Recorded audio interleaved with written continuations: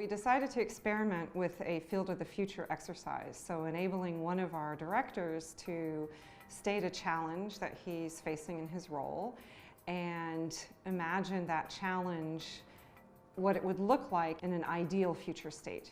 So that challenge was embodied by our director, and he invited elements that are part of that future state, like money, like the team, like partners, like clients, to be in that future field. And this was embodied in individuals, and a social sculpture was formed and insights were gained related to that future state vision.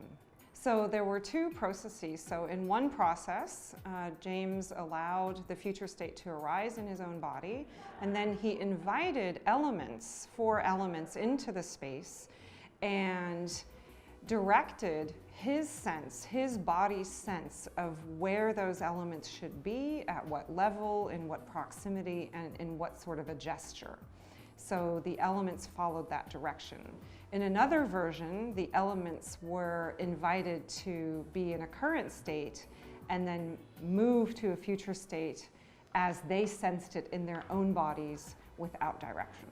Different insights come out of both exercises. So in the version where a person is directing elements, you're really working in service of that person and the challenge that they've brought to the table to work on that particular day.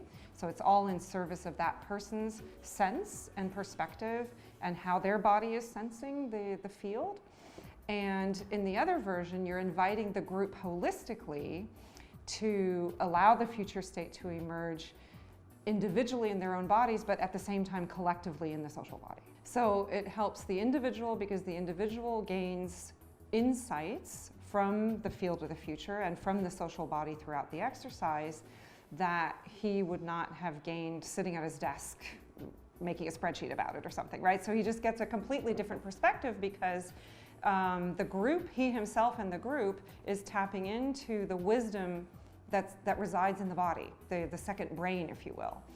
And this is beneficial to the group in the same way because they're not used to coming out of analytical or linear thinking and into more of an insight state, allowing new ideas to emerge spontaneously from another place as well as from the collective social field.